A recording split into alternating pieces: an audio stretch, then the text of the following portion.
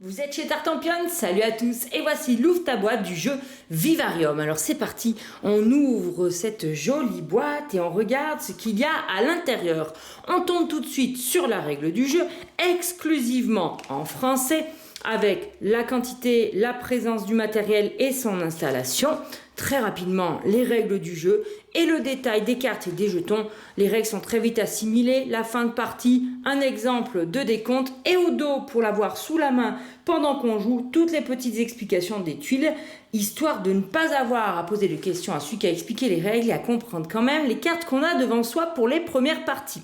Ensuite, on a une planche de punchboard, mais moi je l'ai déjà dépunchée, je l'ai regardée uniquement pour pouvoir vous la montrer. On tombe ensuite sur un grand plateau de jeu, bien toilé, bien costaud, qui va vous permettre d'installer toutes vos créatures et vos découvertes dans le jeu. Le voilà, et c'est très pratique en effet pour installer les cartes durant la partie. Donc on a ici deux lignes de créatures avec cette icône de dragon qu'on va retrouver au dos des cartes. Et on a ensuite une numérotation des rangées, 1, 2, 3, 4, ainsi que des colonnes, 1, 2, 3, 4. Comme ça, c'est facile de se repérer pour savoir quelle carte on va récupérer. Ici, on a les caisses et ici, on a les cartes. Il s'agit tout simplement des équipements et des contrats. On continue de regarder ce qu'il y a à l'intérieur de la boîte avec notamment le bloc de score qui vous permettra de savoir qui a gagné. Et sur chaque feuille, vous pouvez compter 2 parties. En plus, les feuilles sont recto verso.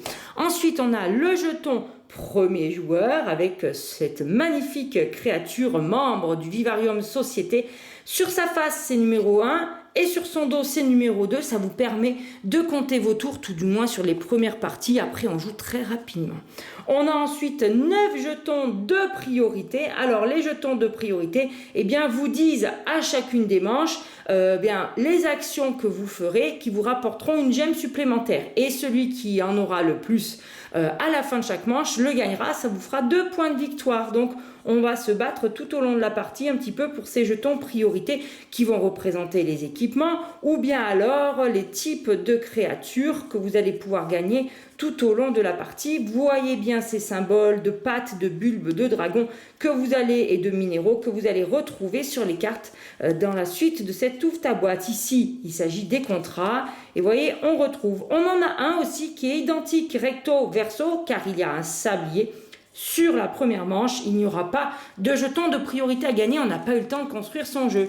Et vous voyez, les autres sont affublés de ce même sablier. Et dans le jeu, on va jouer aussi essentiellement avec des dominos. Alors, ils sont très lourds, ils sont très beaux et vous entendez, ils font du bruit. Ils ont un aspect mat satiné qui est très joli. Alors tout d'abord, pour l'installation du jeu, en fonction du nombre de joueurs, on en retire ou non. Si vous jouez à 3 joueurs, vous retirerez ces 2 dominos-là. Comment vous les repérez? Ils ont 4 petits points sur les côtés. Et si vous jouez à 2 joueurs, vous enlèverez celui-ci en plus. Retenez bien les valeurs car c'est important. C'est grâce à ça que vous irez récupérer vos cartes sur le plateau.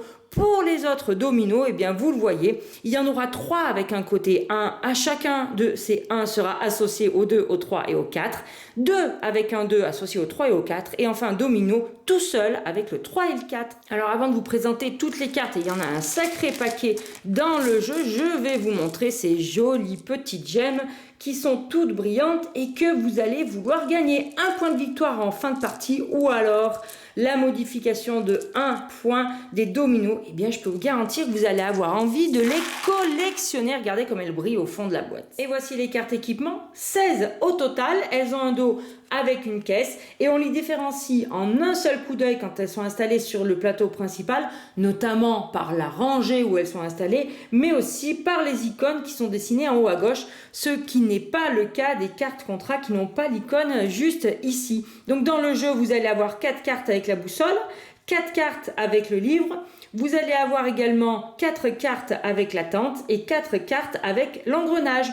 Au centre, vous avez les différents équipements qui sont dessinés. Ils sont expliqués au dos de la règle du jeu. Leur action principale est expliquée dans l'encadré en bas à gauche pour ceux qui en ont une. Et c'est le cas quasiment pour tous, à part pour la carte, car elle est très forte. Elle vous offre 3 gemmes.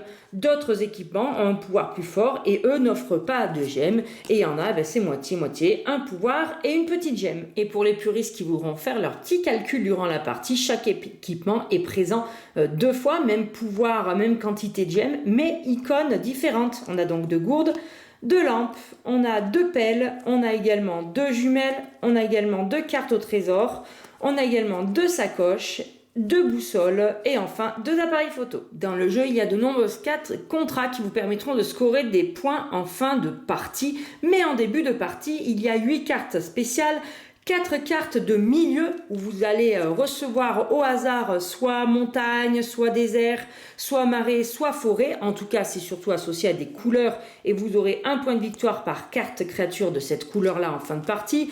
Ou bien alors des cartes type. C'est pas où vous recevez en début de partie un type et un milieu. Et dans les types, vous avez draconique, vous avez également le type de la créature animale, végétale ou bien minérale. Et ensuite, vous avez tous les contrats qui, eux, apparaîtront sur le plateau principal et que vous pourrez tenter de récupérer. Ils sont souvent associés soit à des types d'habitats, soit à des types de créatures. En tout cas, en fonction des collections, vous aurez plus ou moins de points de victoire. À savoir que si vous ne remplissez pas un contrat, ça ne sera pas punitif. Les contrats peuvent aussi concerner les équipements. Donc vous voyez, il y a vraiment plein de sortes.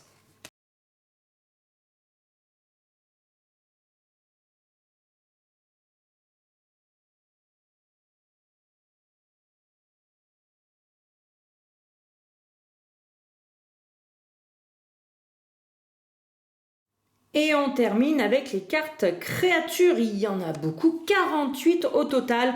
Et là, vous allez bien évidemment retrouver ce dont je vous parlais. La couleur pour l'habitat et ensuite le type. Donc on a un dragon ici qui vit dans la forêt. Ici, on a un animal qui vit dans les marais et voyez, ils sont répartis dans les habitats. Les dragons peuvent aussi vivre dans les marais. Pareil pour les végétaux et ils ont en plus à eux-mêmes des points de victoire propres que vous allez cumuler avec les contrats et qui vont de 1 à 3 si je ne m'abuse. Donc voilà, je vais terminer cette vidéo comme ceci en vous passant un petit peu les cartes des créatures car elles sont super rigolotes à voir. Inutile de les commenter, je vous laisse les apprécier en musique. Moi, je vous remercie de m'avoir suivi pour cette présentation du matériel de Vivarium. Je vous dis à très bientôt chez Tartampion et d'ici là, n'oubliez pas, amusez-vous bien!